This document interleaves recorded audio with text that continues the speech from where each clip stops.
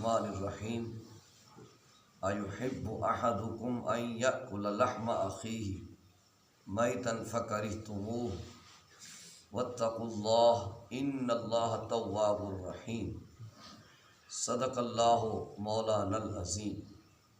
احباب ذی وقار، اللہ پاک کے فضل، حضور علیہ الصلوۃ والسلام کی نظر رحمت سے مجھے اور آپ کو نماز فجر با جماعت ادا کرنے سے نوازا گیا۔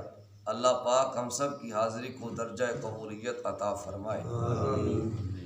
غیبت کے متعلق آج ہم گفتگو کرنے کی کوشش کرتے ہیں۔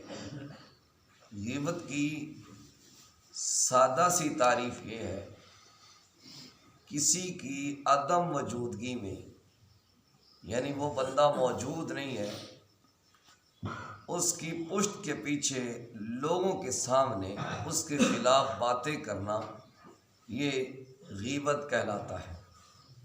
اس کو اس کی بات سنا دینی، اس کو اس کی بات سنا دینی، دراصل یہی غیبت ہوئی کرتی ہے اور یہی چغلی ہوا کرتی ہے۔ اب اس کی سزا کیا ہے؟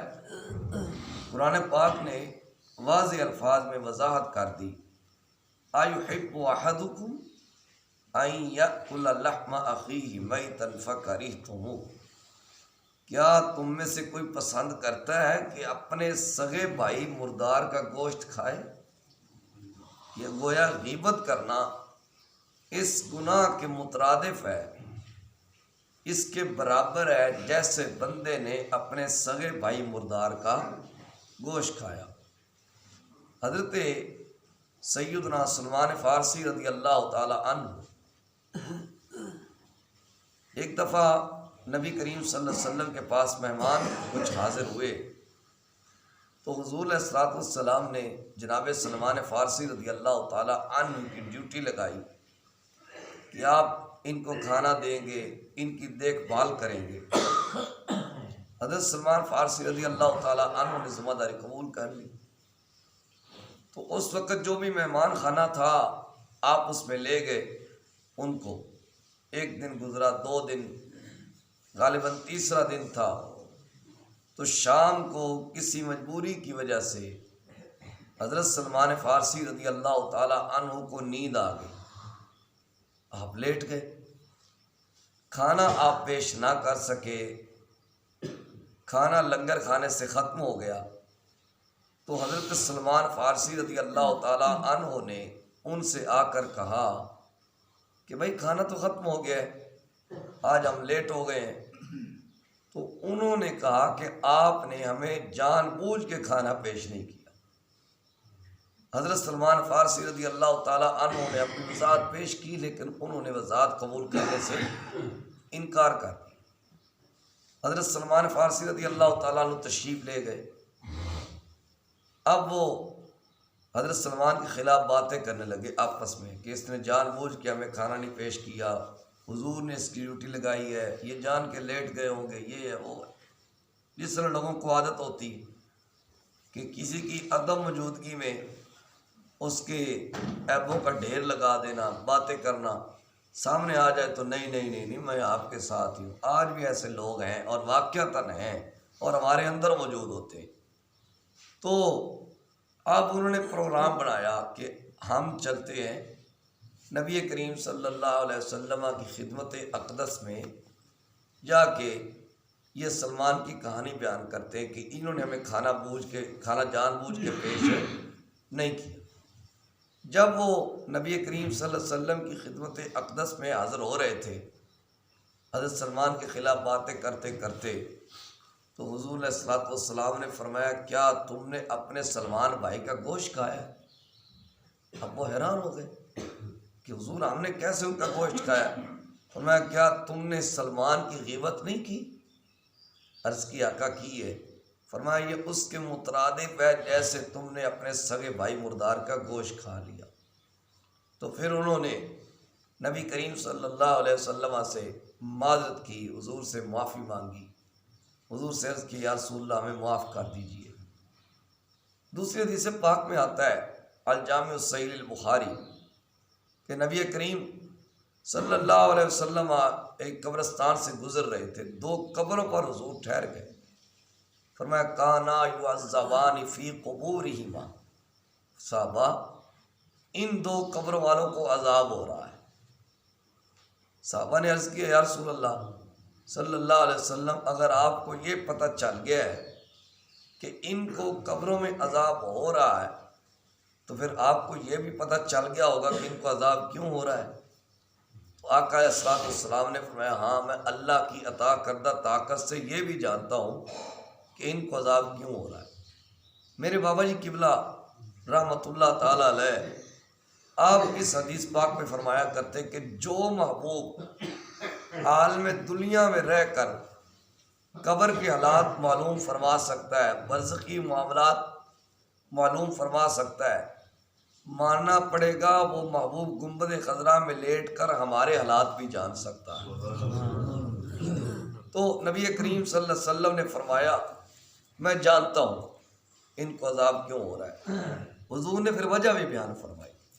حضور علیہ الصلوۃ والسلام نے فرمایا احدہما لا یستنزع عن البول ویمشی بالآخر، حضور نے فرمایا ان میں سے ایک بندہ وہ ہے جو پیشاب کے قطروں سے نہیں بچتا تھا، اس کے جسم پر پیشاب کے چھینٹے پڑتے تھے، یا اس طرح ماشاءاللہ ملک پاکستان ہے کہ پاکستان کا مطلب کیا لا الہ الا اللہ، دستور ریاست کیا ہوگا محمد الرسول اللہ، تو ماشاءاللہ ہر بندے کو پینٹ شرٹ پہنا دیے۔ تو اب بڑے بڑے افسروں کو ہم نے دیکھا ہے وہ کھڑے ہو کر پیشاب کر رہے ہوتے ہیں، کیا نہیں مجبوری ہے جی بیٹھ نہیں سکتے۔ تو یہ ہمارا اسلامی کلچر ہے جو آج کل بن چکا ہے۔ تو آقا علیہ الصلوۃ والسلام نے فرمایا ان میں سے ایک بندہ وہ ہے جو پیشاب کے قطروں سے نہیں بچتا تھا، نجس رہتا تھا، ناپاک رہتا تھا، اور فرمایا دوسرا بندہ وہ ہے جو لوگوں کی چغلی کھایا کرتا تھا، جو لوگوں کی چغلی کھایا کرتا تھا۔ گویا چغلی ایک ایسا عمل ہے جو عذاب قبر کا سبب بنے گی۔ ہم تو جناب اس کو بڑی آسانی سے کیا کرتے ہیں، ہمارا تو مشغلہ ہی بن گیا ہے، سارا دن ساری رات دکانوں پہ بیٹھ کے چوکوں میں کھڑے ہو کے ہر بندے کی غیبت کیے جا رہے ہیں، جس میں عیب نہیں ہے اس کے بھی عیب بیان کیے جا رہے ہیں، اور اگر آپ محسوس نہ فرمائیں تو جس کے پیچھے نماز پڑھتے ہیں اس کی بھی غیبت کیے جا رہے ہیں۔ یہ اجتماعی مسئلہ ہے، یہ آپ کبھی بھی نہ سمجھے کہ میں کسی ایک بندے کو مخاطب ہوں یا کسی ایک گاؤں کو مخاطب ہوں، کیونکہ میرا جو لیکچر ہے یہ صرف آپ تک تو نہیں نہ جاتا، یہ پورے پاکستان میں، سعودی عربیہ میں، انگلینڈ، امریکہ تک، الحمدللہ ترکستان تک، ملیشیا تک جو لیکچر ہے وہ پہنچتا ہے۔ تو اس لیے میں کسی ایک شخصیت سے مخاطب نہیں ہوا کرتا، یہ ہمارا اجتماعی مسئلہ بن چکا ہے کہ جس کے پیچھے نماز بھی پڑھنی ہے، ادھر سے نماز پڑھ کے نکلے باہر جا کے اس کی خرابیاں بیان کرنی شروع کر دی۔ تو پھر کیا فائدہ ایسے بندے کے پیچھے نماز پڑھنے کا جس پر آپ کا ضمیر ہی مطمئن نہیں ہے، آپ کا دل مطمئن نہیں ہے۔ یاد رکھیں جس بندے پر آپ کا دل مطمئن نہ ہو اس بندے کے پیچھے بندے کی نماز نہیں ہوتی۔